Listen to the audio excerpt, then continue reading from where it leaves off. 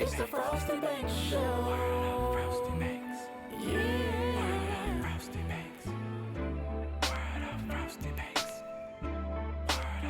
It's the Frosty Banks Show.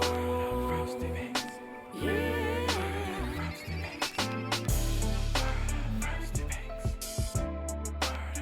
It's the Frosty Banks Show.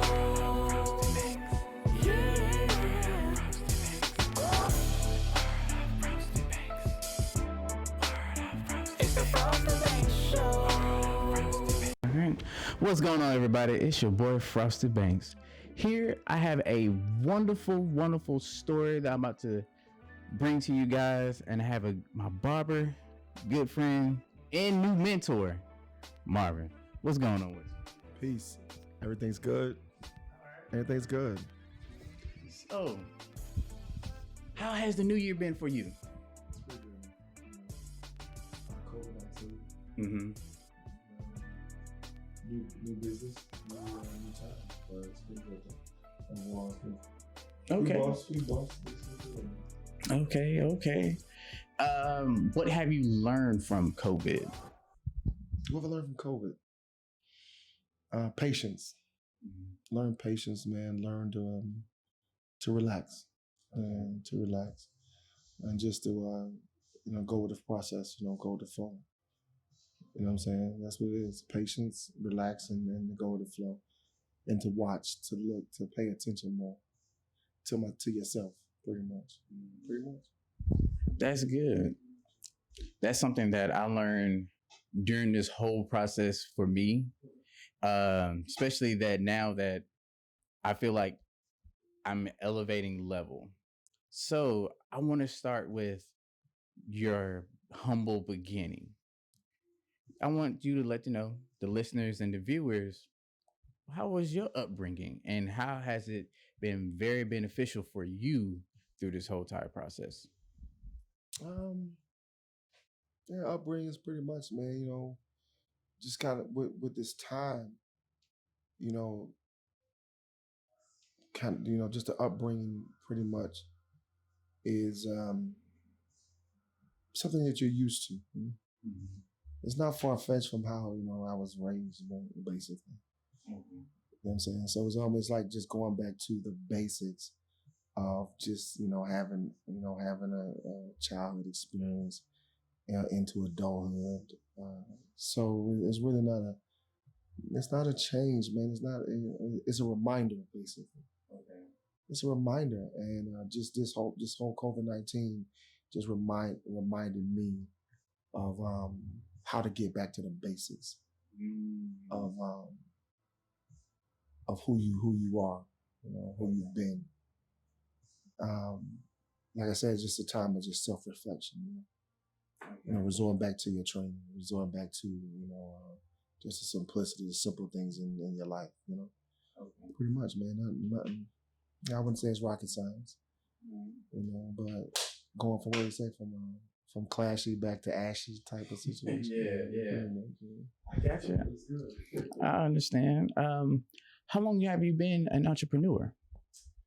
Oh man, since I'm 1992. Okay. Yeah, man, 1992. It's been some years, man. Wow. Until now, yeah. That's a huge accomplishment. Because I know. Some people say, yeah. Because I just feel like anybody first of all, did you know that you always want to be an entrepreneur growing up, or is it something that you feel like it was already birthed inside of you? It just needed to be curved into your favor. Well, it's being from my perspective, being an entrepreneur is since creation. You know what I'm saying? Mm-hmm. Being able to see different people, different cultures, different relationships, and out of all things, I admire the freedom that entrepreneurs have. Mm-hmm. That a lot of people don't even grasp what that is like. So, for me, being an entrepreneur is really just about just embracing that freedom aspect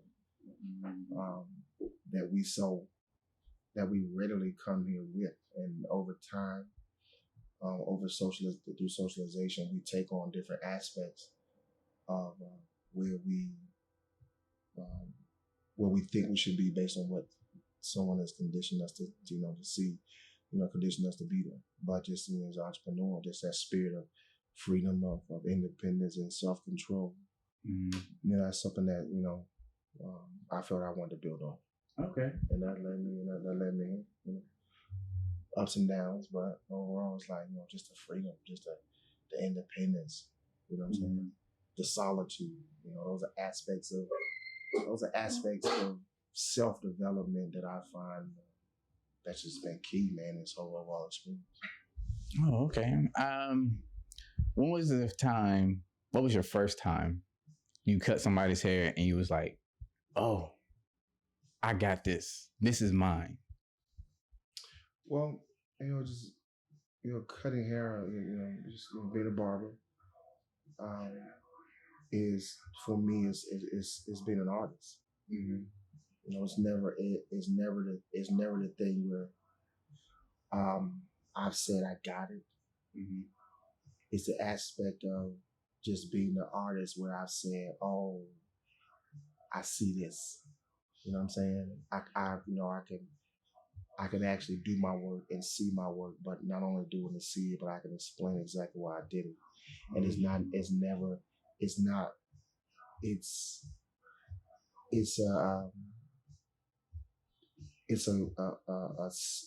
basically it's kind of compartmentalized. I would say, like for me, you do a haircut. You may like the haircut, but you may think that you could have did the line different. You know what I'm saying? You may like the beard, but you might see somebody say, "Oh man, I like that arch on the beard." So just as an artist, it's to get to the point where I say, "Oh, that's just perfect," or I've arrived, or I'm there. That's far fetched, but I can say, "Oh man, that's good work. I've done that." But overall, when I say good work, and I may go somewhere and say, "Oh man, hey, how'd you do that?" Right. So it's just overall as an artist, man, just being able to take my piece, add it to the puzzle, and then appreciate it. You know what I'm saying, for it still being the puzzle. You know what I'm saying? Yeah. So, I had a lot of interviews that I haven't released yet, and the way it's been shot, I felt that it could be done a whole lot better. The interview process was very well. It's like everything was good. And I just felt like sometimes it's like, go ahead and put it out there. Then I was like, no. And I still haven't. But I know by what you're saying, that lets me know that I am doing everything right, because I am too an artist. I'm a culinary artist. And you see, I do photography, also cinematography.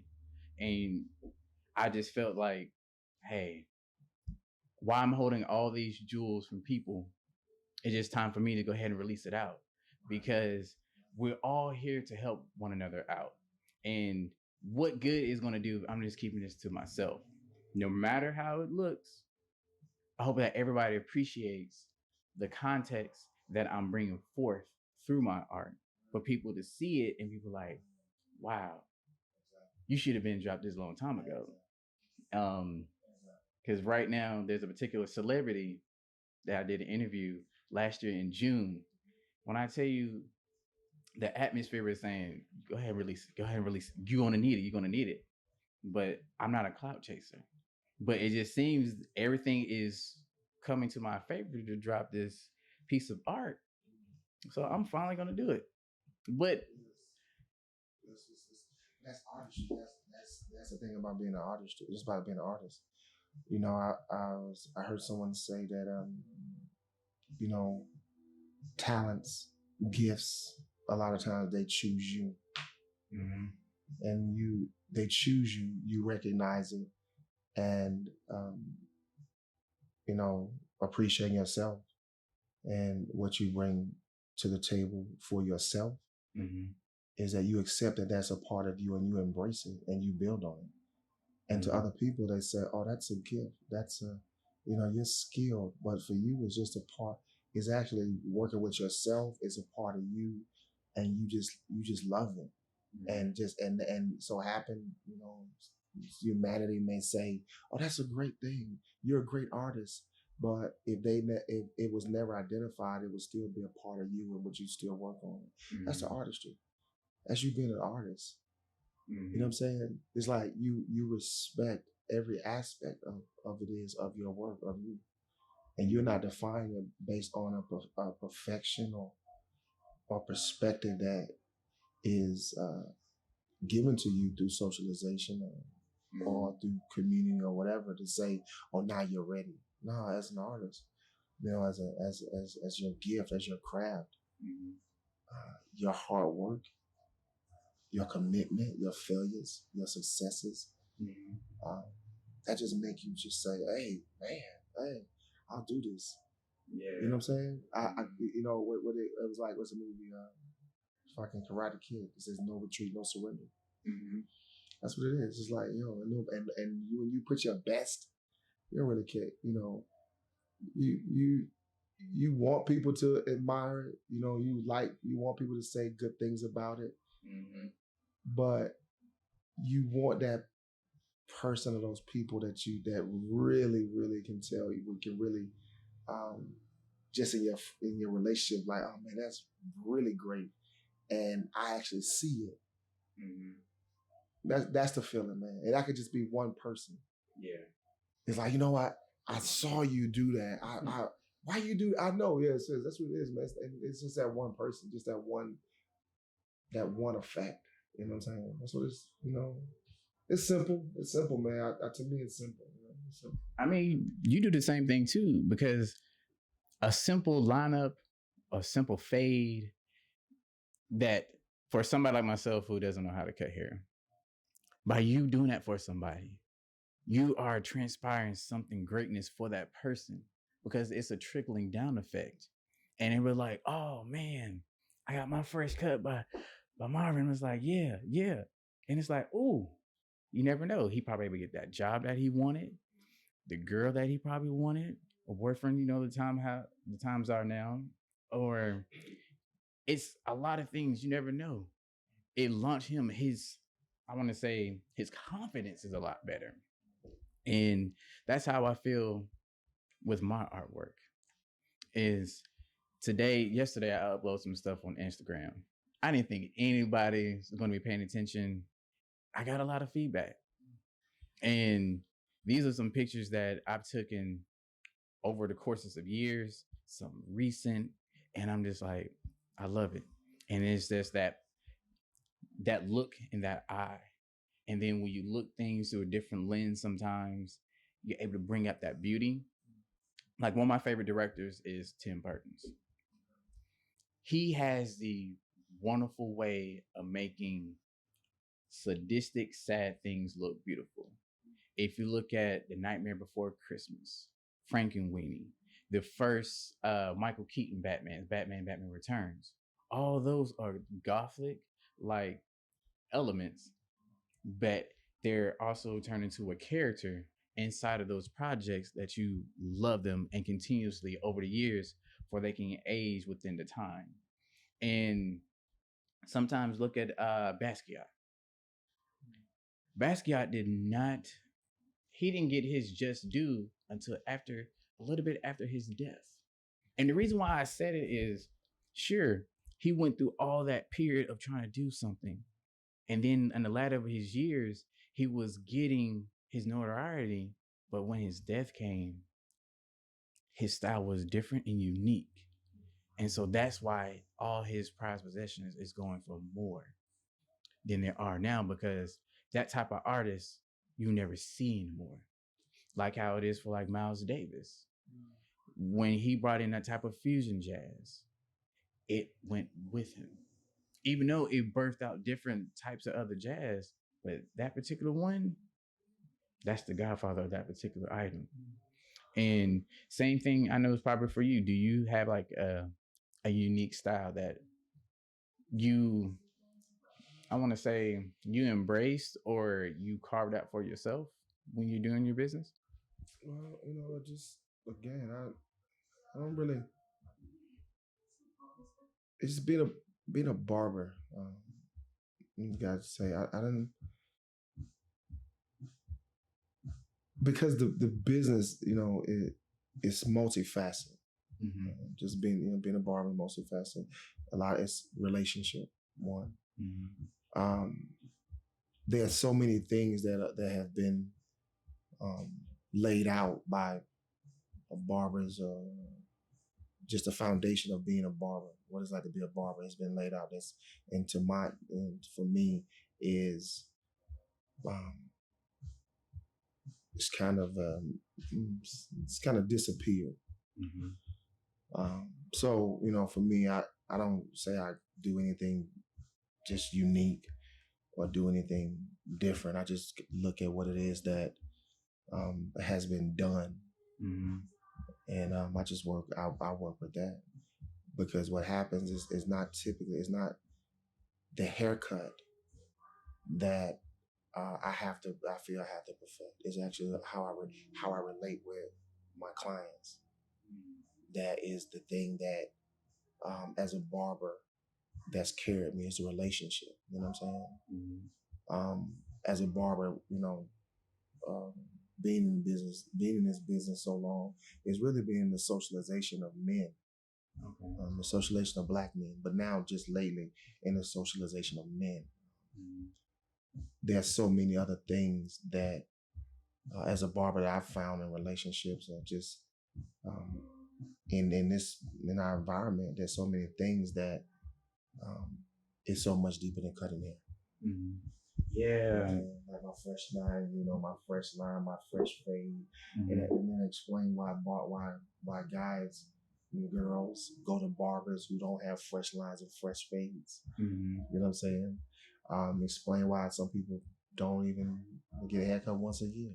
Mm-hmm. So it's the thing of, it's not just the hair. It is just the hair in certain aspects of our business, but the aspect that I take on is not just the hair. It's not just the hair. So I'm like, oh yeah, I got this crisp. No. I just do pretty much, typically with clients or myself. Mm-hmm. As a barber, when I look at myself and my haircuts, on myself, I want to look as close to what I have and just cleaned up. You know what I'm saying? Mm-hmm. I don't want to look at myself or my haircut and it's totally different than what it is that I look at when I look in the mirror. Like my beard's like this, as I like it. I don't want my beard down here. Mm-hmm. No matter how fresh it may be. Yeah. You know what I'm saying? No matter how new the style is. But what just one of the things is to be, I will say this. One of the greatest things that I found is to try to stay as close to what it is that your customers desire for themselves. Mm-hmm. Not what it is that you want them to have based on yourself, on you. It's like, what do they want? And that within itself is a science for you to actually disengage from being who you are to be somewhat someone else is, so you can see what it is that they want. I noticed inside of your conversation, I love the fact that you're always talking about the customer. I understand by me coming on in the atmosphere, it still feels like what a barbershop was back in the day, where you can learn from different generations. How do you build that rapport with those type of relationships where you say you have like different types of people come in through the shops? How well are you able to keep that up and identifying it, or versus somebody that's coming in that you really not gonna see anymore versus your consistent people that's coming by? Again, it's every business, everything that we do is about relationship. For me, everything that is being done in humanity is about relationships. It's nothing that strive to do that's outside of being outside of me. I don't market outside of me. I market, within my business, within myself, and it's always a situation of what I like, what would I want, what image, being aware of your image and symbols. I'm aware of what I do with things, the effects of it, or the possible effects of it. So it influences and impact the people that you desire, that you want. You know what I'm saying? In to be able to change and to be able to maintain a sense of of self or what you want. That's key. And once a friend of mine told me, man, just the flow. You know what I'm saying? And the flow is just to really flow with yourself, which connects other. And then people say all the time, "Oh, we're all connected." Yeah, we are. If you flow with yourself, in your state, your natural self, you attract those people who flow with you. And it's like that's that light. You know what I'm saying? That's your shine. And it'll attract the people it'll attract the customers that you want. It'll bring the business that you desire. You know what I'm saying? Especially in this aspect. And the key is this. Never run your business or your life like anybody else. Yeah. There's no blueprint. All these people with this. I once read somebody say, whoever can tell you the key to success are not successful.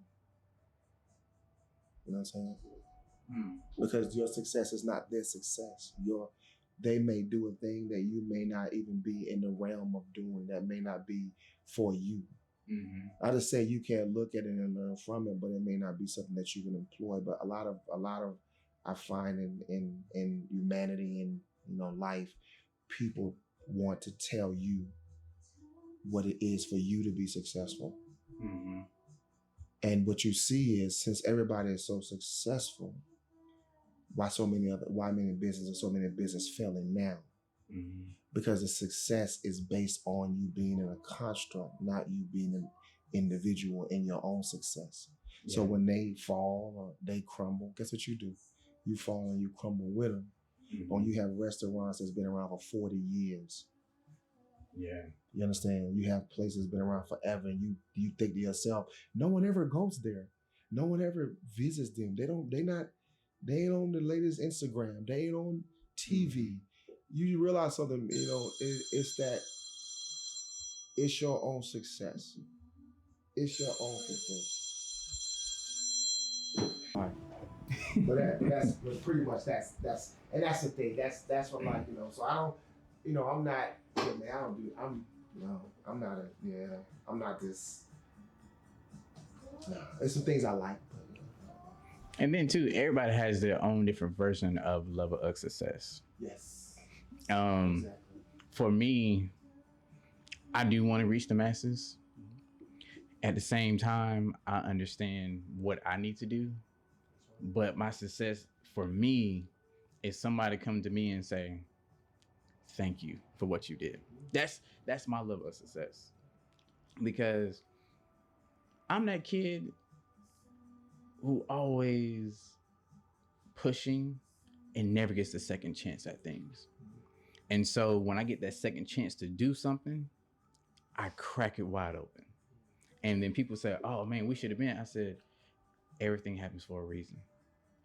I stopped questioning things if something falls, if something doesn't go the way exactly as I planned. Because one thing I learned the best way is, no matter how much it hurts, you keep moving forward.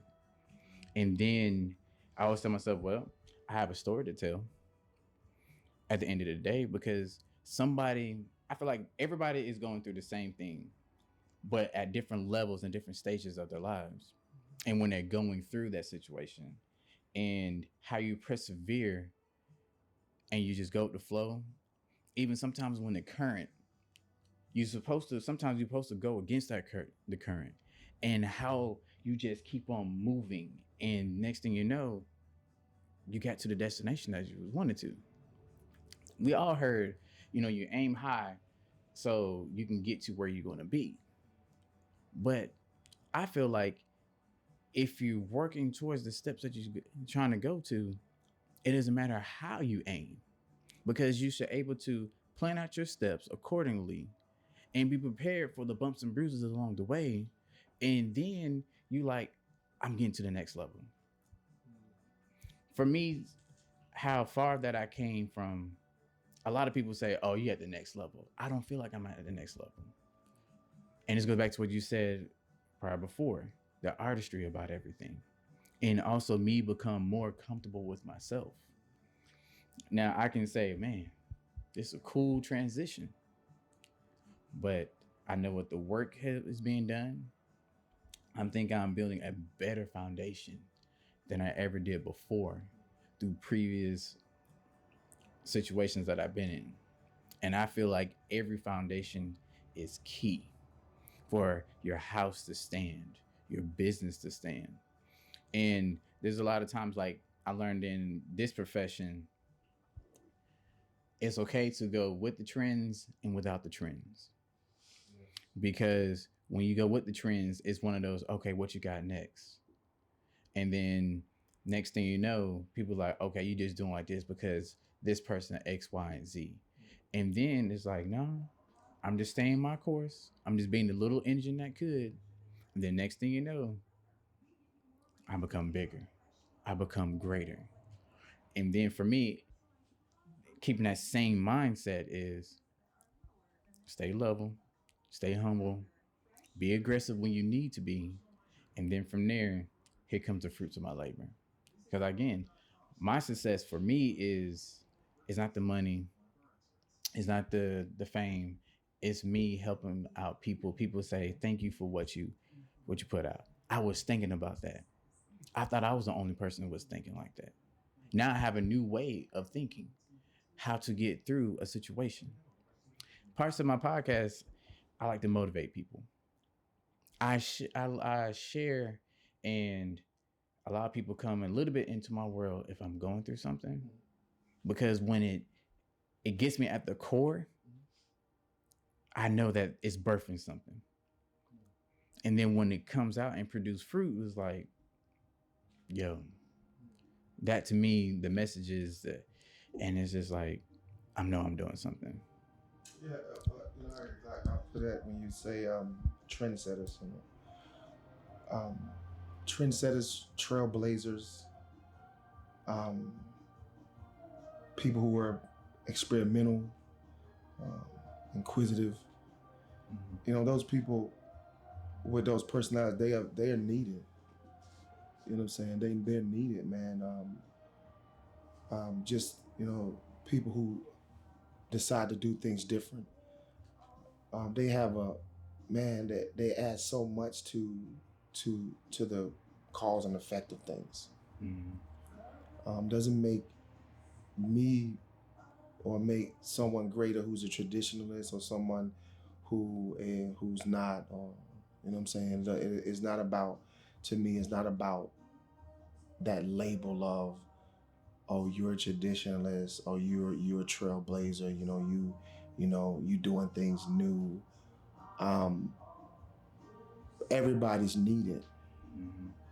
What you find in our society is the arrogance and the egotistical arguments about who's relative and who's not. When it's about, we all add different things to the human experience, man, to our lives. Mm-hmm. You may look at it different, you may grasp it different. That's not for me to, or anyone to come in and critique you based on what it is that you're trying to do to help yourself, or you're trying to orchestrate your own experience. Mm-hmm. But there's so many outlets where someone has given you or given someone a blueprint and saying, oh, this has to be followed like that. But the question is that who designated the blueprint for you to give to somebody else anyway? Mm-hmm. You know what I'm saying? So just the overall respect for that individuality, for that exclusiveness, the inclusiveness, man, that to me, just being in business for a while, I love that. But not at the disregard or disrespect to anyone or anything else because they choose to be different. You know what I'm saying? But with so many social media outlets, you have these people who have said this is how it must go in order for you to do such and such a thing. But what we know we can prove is that there are people out there who have done none of that, what you've said, and they are very successful and they're very happy. Yeah. So what does that say about your idea? That means that your idea or your concept has a hole in it. Is the hole about being you good and bad? Is it about being right and wrong? No, that hole is just about is something for you to look through, possibly for yourself and say, oh, you know what, damn, you know what? Maybe I don't have the answer for everybody. You know what I'm saying? Maybe I don't, you know. And if you study history, you'll find that the masses never do anything but usher in the reality of a few people who see difference and they feel it and they join that movement. But in our history, we see that events are singular. Think about it, man. George Washington Carver, Booker T. Washington, Martin Luther King, Frederick Douglass, man. Run DMC, you can go on, with people we in history, what's the scholar who was blind, he read so much, what's my man's name, man? He's an older brother. He's very profound. No, you don't really hear about him. But I'm gonna look him up. I'll tell you his name. But people like a guy by the name of C. Freeman, scholar, man, who defined the science of teaching for themselves. It's like, no, we don't have a blueprint. But what we see now, what we're beginning to see now is, what I do like, is that people are studying more. They are bringing information to social media that basically allow for you to go into yourself and realize that something you possibly believed was not all what it was, and you got to do some real soul searching. And so, man, just being able to respect anybody, man, who is blazing a trail, who's trying something new. They're not physically harming you. Learn from it, look at it. Egg them on, you know what I'm saying?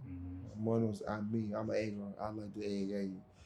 If you think you can do it, man, you know what I'm saying? And then and not just say it, I try to egg it on, man.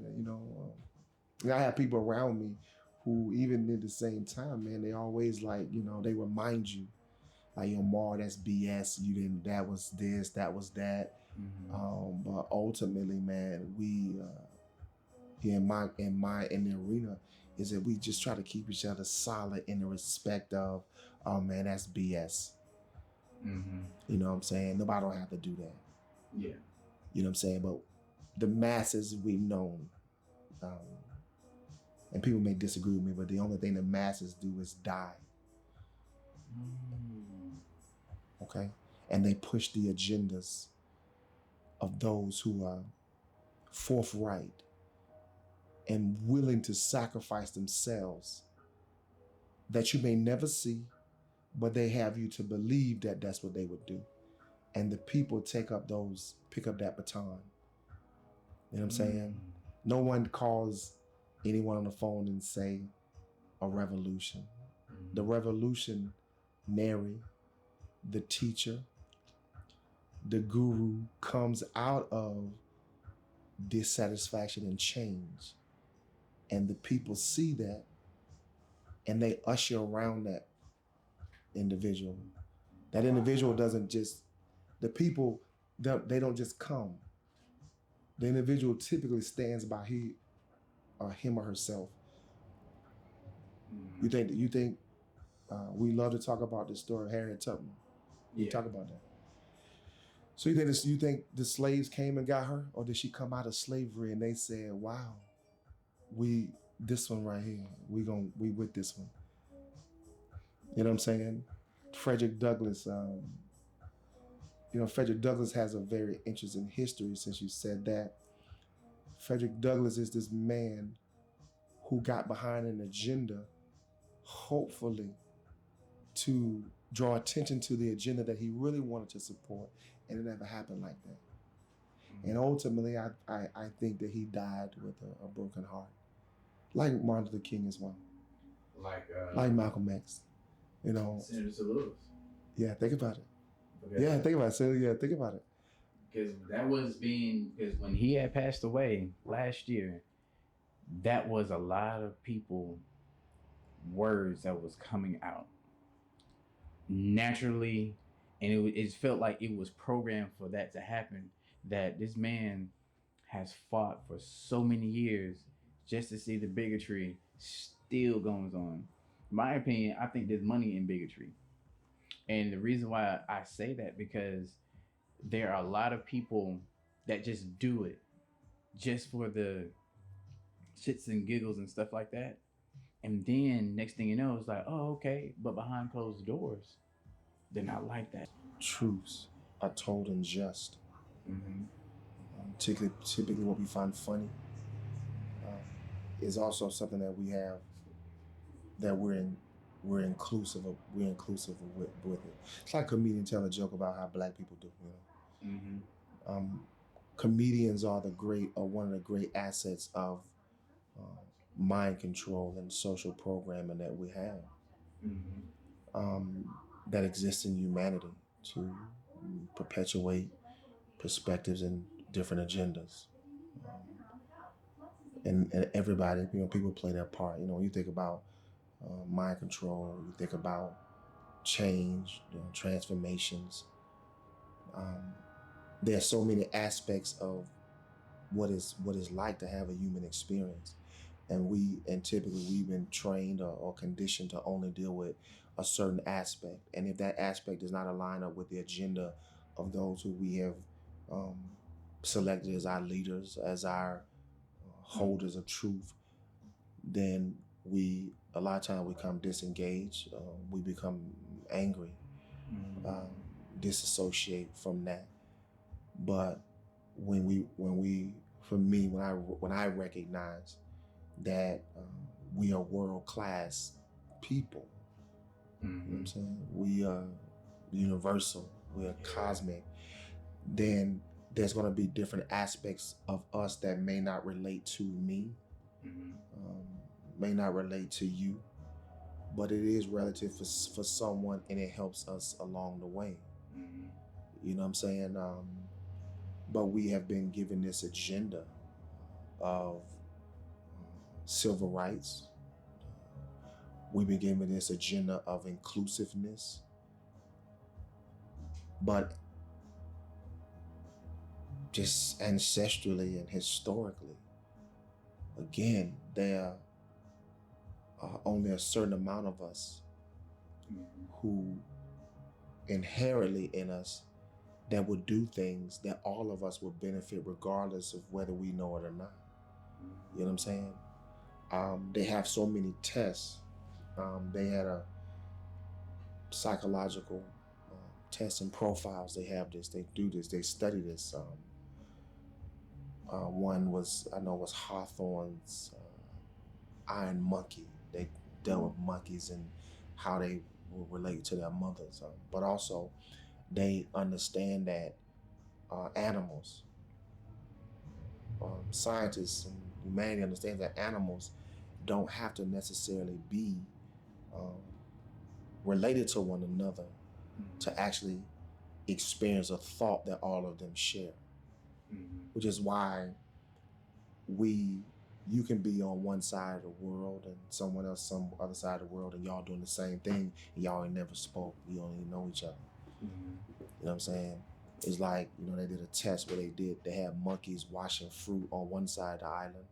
And then when they went to another island, the monkeys was washing the fruit too, but no one had ever taught them how to do that. Mm. See, they understand that. They understand that knowledge, genetic impact is mental, it's spiritual first, and it'll manifest physically. Mm-hmm. I heard someone say that mental before spiritual. Mm. You know what I'm saying? Or in the sense of, I got it wrong, spiritual before physical. Yeah. Mental before physical. So everything starts in the place of unknowing, and then it is manifested into knowing physically through human embodiments or physical manifestations of matter. So all Black people, all people don't have to do a thing for everybody to catch on. It's just the love of those who do it has to be so great that it trickles down. James Brown did it so good, Michael Jackson had to do it. Jimi Hendrix did it so good, Prince had to pick it up. Man, You understand what I'm saying? I mean, not just music, basketball, science, spirituality. Doctors.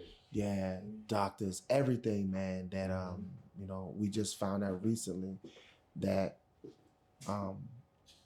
that's because we don't have an independent research Mm-hmm. of our individual human experience. We wait for others to define the study of ourselves, and they give us bits and pieces of who we are relative to what it is that they have to know about themselves. Mm-hmm. And so they tell you something about you that they're really telling you something about them, but something about you is totally greater. But because they have an aspect of you in them, they're able to say you can do this. But because you don't have any independent research yourself, you don't know what you can do. You're just taking what they tell you that you can do. For instance, we found out recently they had a movie that they wait to unfold where Black women were mathematicians behind or work with NASA. Mm-hmm.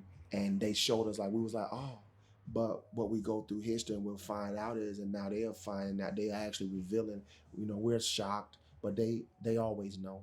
They got Smithsonian museums with billion-dollar budgets and British Museum with artifacts, and they have hundreds of years of material that has been hidden from us, from the masses. And when I say, and I'm not talking about just Black and white, I'm talking about that. I'm talking about, everybody, Mm-hmm. Black and white included, of course, Asians. Mm-hmm. These people, what we'll find out is a lot of people are dealing with a history, and they're at that disadvantage of having knowledge that has not been pure for them. Mm-hmm. And they're making decisions based on that. So, kind of kind of piggyback just what you said, transcending, transforming. One of the best things that I find is to work on you. You know what I'm saying? Mm-hmm. To perfect you, which automatically, if it's real, people will find you. They will connect with you because your light or your beacon is shining. People, it's funny, we always say this too. I hear this if you ever heard it. Oh, everybody's a star. We'll say that. But when you're talking about things that's on the outside, connect those things to the internal aspect of that thing which you're talking about on the outside. What's a star? You understand me? What does it do? Be a hot gas. But the aspect of it is typically you see it, but you don't necessarily see it. You understand me? It has a light you can follow. You know what I'm saying? It is relative, and then it's elusive. You know what I'm saying? It's like when you look at it, you think you see it, but it's light years away. Yeah. Think about it, man. So the aspect of humanity and humans, that's what we have. We have the same type of elemental structure, man. Like what you alluded to earlier, like people get into things and they say they one way, but in reality they are another way. But a lot of times one of the greatest things is that mercy and that love for people to know that sometimes people don't even know that about themselves. They just act. And then you're angry because you may see it, but they may not, because someone has deluded them the whole process. And just because somebody know a thing, yeah, they know it, but they may not know to the extent of what you know it. Or what you define. But typically, what you see in others, what you don't like in them, you have to be able to identify it. And then how are you able to identify it if you've never seen it before? Ooh, walk in there. That's true. That's true. That's very true. It's really in your own vicinity. It's in your own vicinity, but you want to cast that difference on someone else, but really that person. And people say, oh, everybody you meet is your mirror. They don't know, you don't know. A lot of times they don't know why they're saying it. They just say, we say things. Oh, we just say, oh, everybody when you meet your mirror. Each one teach one. I see something in you. No, you see something in yourself. And that's one of the key things why it's key to say, don't judge. Yeah. It's not necessarily based on a moral aspect or good and evil, or right or wrong. What you're judging is very well yourself. But you won't ever see it as yourself. And then the question is, why are you even concerned that deep about why? Like you're not gonna lose no oxygen. You're not gonna, anybody give you made a whole bunch of money. Like why really is that so important to you? That's what the question is. Like, that's so those questions, man. And doing COVID-19 is these questions that I ask myself. So another thing people say, just be silent. You don't have to be silent because you're trying. You're being silent because you know better.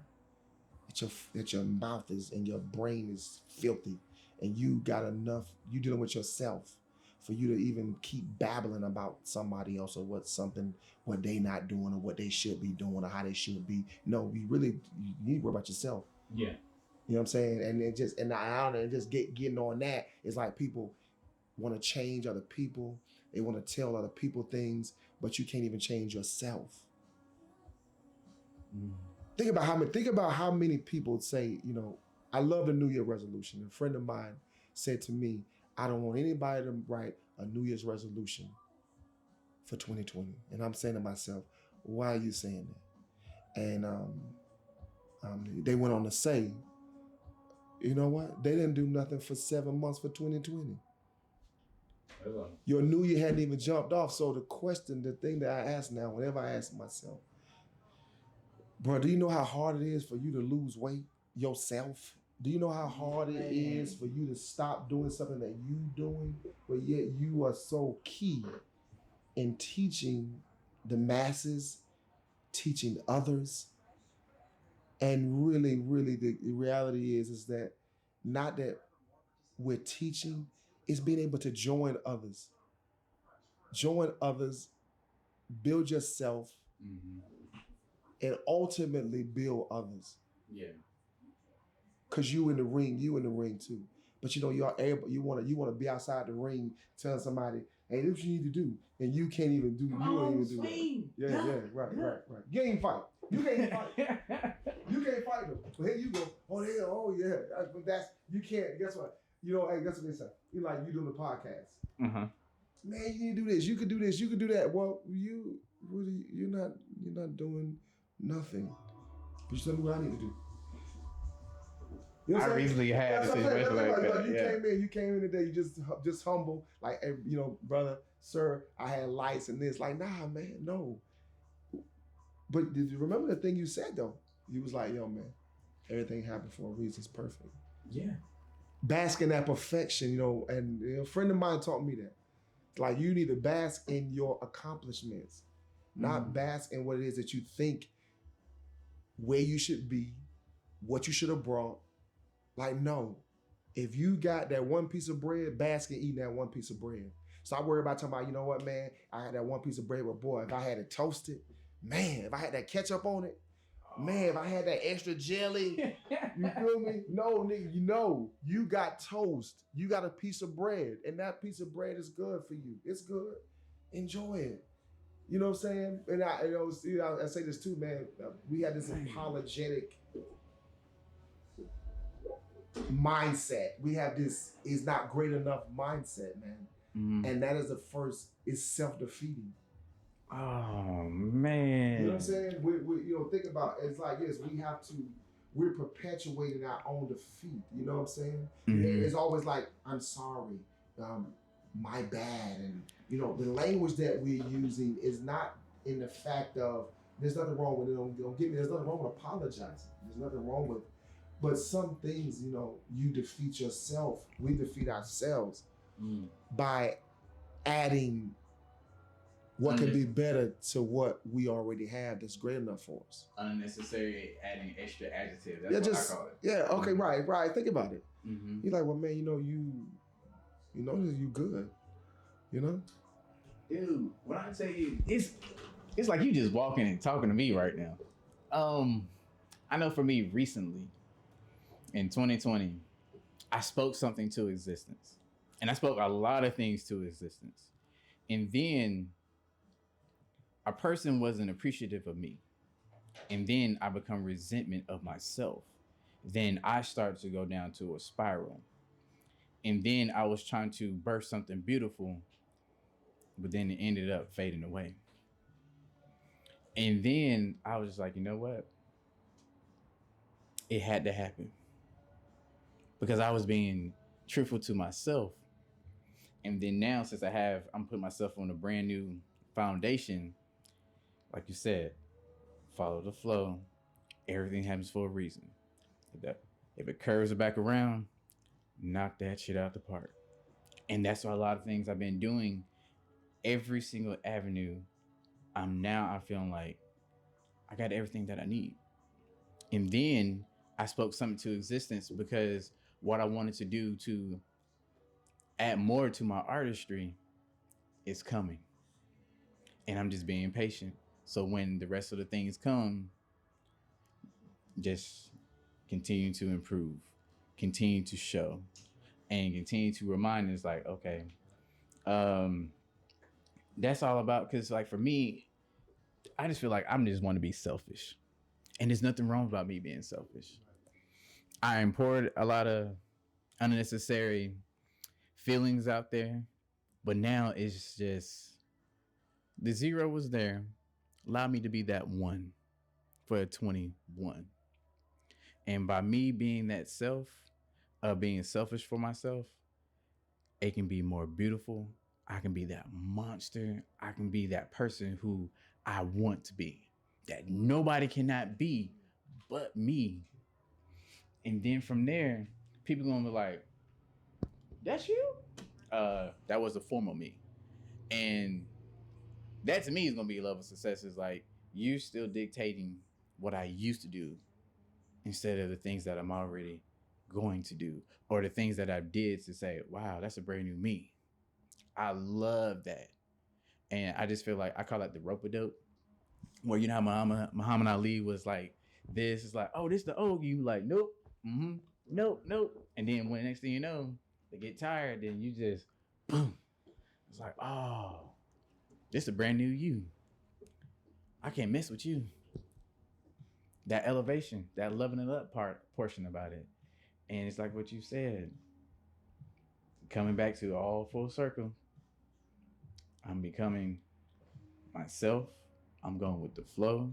And like you said, everything happens for a reason. Yeah, you can define, and like I said, you can. It's okay to define your reason. The reason doesn't have to always be something that you can't define yourself. You know what I'm saying? Mm-hmm. It doesn't have to be some grand scheme. It can be something real. It can be something just as simple. When people, I laugh too when people say that they are selfish. Self is selfish. Is actually has to do with a great aspect of self. And can you, are you, or to what level are you yourself? Even if you are, and typically a lot of our self is brought about through disappointments, angers. That's when we really get to know our true selves and our failures and our disappointments. It's so easy to claim the self when you are riding, on an aspect of an egotistical high. You know what I'm saying? Like somebody said, "Oh, I would never steal." You would say that because you may be, you got a lot of food at home. I would never say this. Possibly you would say that because you don't have to. But there's aspects, and you may have put in the work to not do that. That's okay. But there are aspects of people in their experience that they have to do, that they do that. Does it make you any better or any different? On the outside, it looks like that. But on the inside, man, how somebody say, "Oh man, we look at a murder on TV. I would never do that." You would never do that. Sure, until you, that's the thing about humanity. That's what I love about not being able to see fully. It's like if you and I are walking. And this is a beautiful explanation that I got from this gentleman. He said, if you and I are walking with a friend and he's in the middle, or she's in the middle, and I ask you to look and explain to me what you see from your side, and you explain to you from your side, we would come out with different scenarios about one person. We would not see the same side. And so if you try to look with one eye and look at another thing, you can't comprehend. It don't work like that. Yeah. You know what I'm saying? So what humans are, how we're taught and conditioned to see, is to try to take the parts and to make them whole visually. But to take them apart and to look at each part individually, give you a better understanding of what you're dealing with and how it works. You know what I'm saying? And that's what everything, that is a science of, to be able to do that takes great patience, to not to rush it. So COVID, it does that. It's that thing. Like when you sit around, like you may be like, "Oh, I know this person." Now you know aspects of the person. Or I know this car, you know aspects of the car. You know what I'm saying? But in your arrogance, we talk because you see a car. "Oh, I know it. Man, I know that car. I know that person." Now, there's certain aspects of that person that you know, which makes the process of knowing them greater, because then you begin to know, begin to have a knowing about it. You know what I'm saying? I hear people say all the time, "I know." Now, to know is a finality, but to be knowing, that's continuous. That's an experience. That's being able to love it. You know what I'm saying? Yeah. Like, yo, man, like I know, I'm you people, I know this, yeah. And then when you challenge what they know, then the reality of who and what they are come out, because now I know this. I know this. Not that I'm knowing it. Not that I'm continuing with it. You know what I'm saying? And we'll say this, we eternal. Yeah. We infinite. We gods, we queens, we kings, we this, we that. But why? Just for you to say it, it feels good. It feels good to tell somebody that you look like Keaton Tubbs. It feels good that you got a black president. It feels good that you got, some people, that's good for them. But there are also people out there who are able to say that's not good enough for me. That's great, but it's not good enough for me. And that's why you have actors and politicians who come on the scene. After a certain while, you never hear from them ever again. You never see them again. See, you know, and Or hit wonders, or it's just, or they're just fake. Like you, like this what you have to love. This is what I love about Europeans. Love it. Is that they know when to exit the show.